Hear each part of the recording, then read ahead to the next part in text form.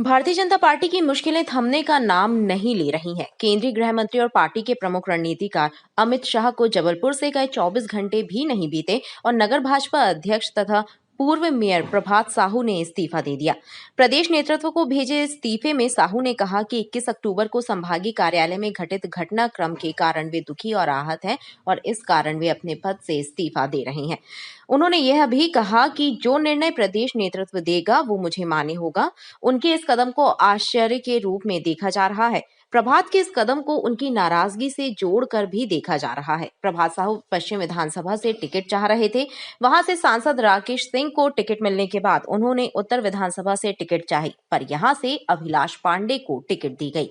उन्होंने सार्वजनिक तौर पर तो इस बाबत कुछ नहीं कहा, पर कई जगह उनकी बातों से उनका दर्द झलका। उनके इस्तीफा देने की चर्चा 3-4 दिनों से चल रही थी। ऐसा उनके समर्थक ही कह रहे थे कि वे चुनाव के बाद इस्तीफा देंगे, लेकिन वे आज ही इस्तीफा देंगे, इसकी उम्मीद पार्टी जनों को भी नहीं थी। 1980 में भारतीय जनता पार्टी का गठन हुआ और उसके बाद पहली बार 42 साल बाद पिछले वर्ग का भारतीय जनता पार्टी का कोई अध्यक्ष बना। 26 जनवरी को मैं भारतीय जनता पार्टी के अध्यक्ष के रूप में मैंने पदभार ग्रहण किया और पद ग्रहण करने के बाद से लगातार मेरे खिलाफ कहीं ना कहीं एक बड़ा वातावरण बनाने का प्रयास जबलपुर शहर के बहुत जिम्मेदार लोगों ने किया। लेकिन आप सबके आशीर्वाद से, आप सबके सहयोग से लगातार जबलपुर शहर में भारतीय जनता पार्टी के बहुत सारे कार्यकर्ताओं का आशीर्वाद रहा और मैं लगातार संगठन को मजबूत दिशा देने में काम करता रहा और लगातार जो कार्यक्रम आए उसमें जिले के पदाधिकारियों के सहयोग के नहीं होने के बावजूद भी भारतीय जनता पार्टी के बहुत सारे कार्यकर्ताओं ने मिलकर उस पूरे कार्यक्रम को बहुत अच्छा बनाया। माननीय शिवराज जी हमारे नेता थे, माननीय शिवराज जी हमारे नेता है और माननीय शिवराज जी नेता हमारे जीवन पर्यंत जब तक मैं जिंदा हूँ तब तक वो रहेंगे।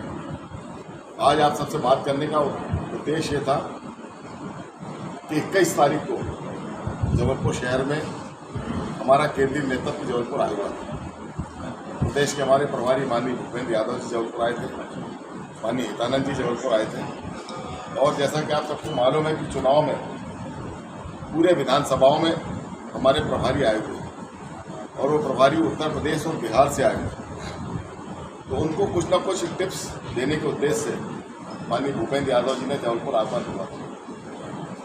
मैं उनको एयरपोर्ट लेने गया, मेरे साथ आशीष दुबे थे, प्रदेश के महामंत्री कविता पाटीदार थे और जब उनको लेकर वापस कार्यालय में आया तो कार्यालय में जिस तरह का वातावरण बना, लगभग 100-150 लोग कौन थे वो आप सब जानते हैं।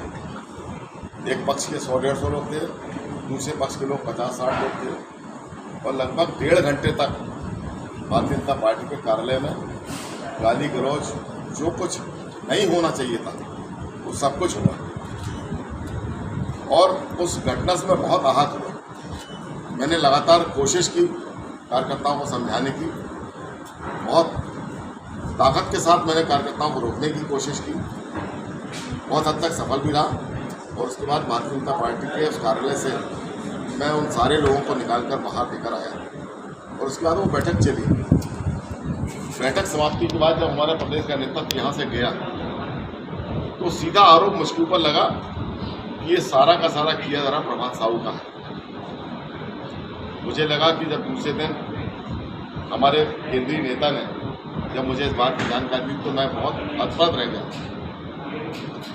मित्रों, आप सब उस बात के गवाह हैं कि घटना जो उस दिन हुई है 21 तारीख की, आप सब लोगों ने वीडियो फुटेज भी देखे होंगे और लगातार जिस तरह से उस पूरे घटना को मेरे ऊपर मढ़ दिया गया, ये बोला गया कि भारतीय जनता पार्टी के अध्यक्ष ने ये सब कुछ कराया, तो उससे मैं बहुत नाराज हूँ और इसलिए आज भारतीय जनता पार्टी के अध्यक्ष से अपना इस्तीफा दे रहा हूँ। लेकिन भारतीय जनता पार्टी कार्यकर्ता था, भारतीय जनता पार्टी कार्यकर्ता हूँ, भारतीय जनता पार्टी कार्यकर्ता रहूँगा और इसलिए चुनाव में जब जहाँ पार्टी को आवश्यकता पड़ेगी एक कार्यकर्ता के नाते मैं पूरी ताकत के साथ सरकार बनाने के लिए अपना सहयोग करूँगा। वहीं दूसरी ओर भाजपा के ही नगर निगम नेता प्रतिपक्ष कमलेश अग्रवाल ने भाजपा की मुश्किलों को बढ़ाते हुए बगावत का बिगुल बजाते हुए निर्दलीय प्रत्याशी के रूप में नामांकन भरने का ऐलान कर दिया है, जो कि सोमवार को दमोनाका से रैली निकालकर नामांकन दाखिल करने जाएंगे। वहीं लोगों का कहना है कि यह क्या एक चुनावी पैंतरेबाजी है अथवा वर्चस्व की लड़ाई है। आप देख रहे हैं जनता के लिए जनता की आवाज जनता समाचार। अन्य खबरों के लिए हमारा चैनल सब्सक्राइब करें।